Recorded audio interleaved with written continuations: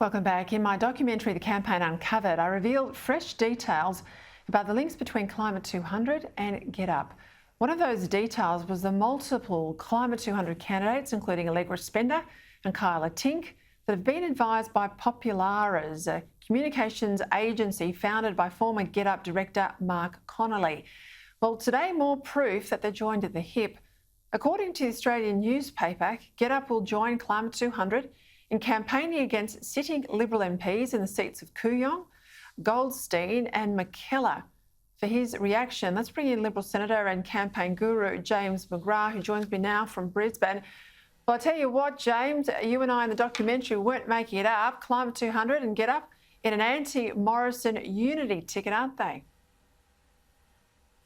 We weren't making it up, and for those who doubted the accuracy of your program, well, here is proof of this ugly marriage between GetUp and Climate 200.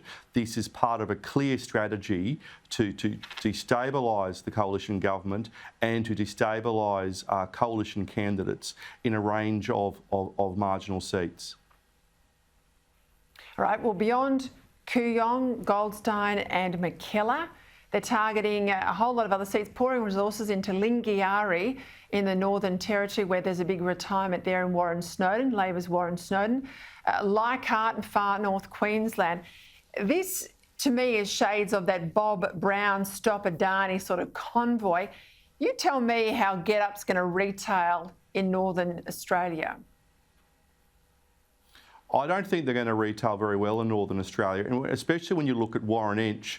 And let's face it, Warren Entsch is, very much at the moderate end of the Liberal Party or the LNP. He's a crocodile farmer turned gay rights activist who loves the environment. Like he is pretty moderate on his views, and this just shows that GetUp and the Climate 200 mob, they're all about trying to shift seats and shift votes from soft LNP voters and shift them to Labor's column.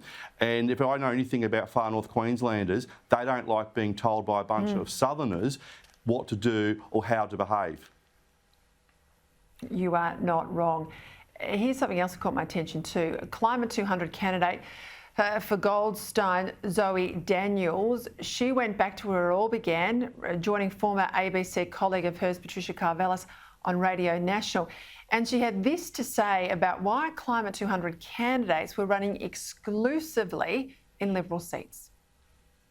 Isn't there a danger that you could be seen as a kind of front for the progressive side of politics? Look, I think the reason that coalition seats are being targeted is because we've had a coalition government that has not performed for nearly a decade. The obvious reason that it's happening in coalition seats is because we have a coalition government, and it's a movement from within communities. Now, she says the government hasn't performed for a decade, but she's on the record saying she voted Liberal in 2016, unsurprisingly, for Malcolm Turnbull. So how does that work? Well, we've got another so-called independent here who's actually not independent. This is the interesting thing about them, Peter, is that when you ask them to be transparent or accountable about their views, they make things up as they go along. And yes, it was a love-in on Radio National this morning. It was almost, you could hear the violins playing with, this ABC mafia out there backing these so-called independents. And this is another example of someone who's pretending to be something to whoever she speaks. But this is the interesting thing. I want to say this.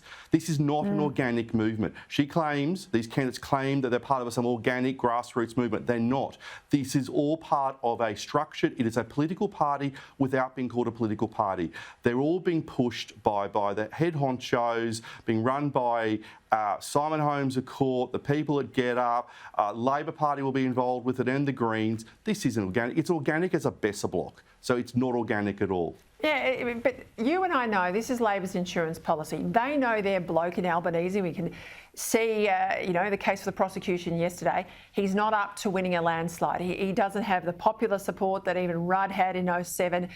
He certainly hasn't got the economic and national security depth. So they're concerned about his performance on the campaign trail. Rightly so. So they want an insurance if they get close but no cigar, that they've created now this schism on the centre-right with these independents that they would argue, hopefully winning some of your seats, and that those independents, so-called, will deliver Labor government. That's what this is about. It's shades of 2010.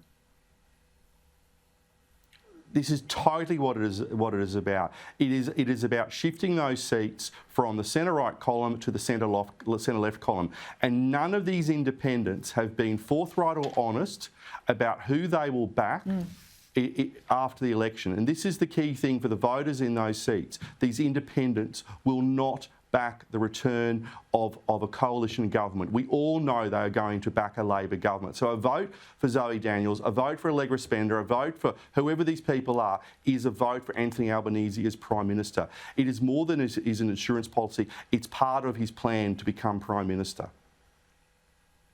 Well, we're exposing it bit by bit. James McGrath, thank you as always for your time.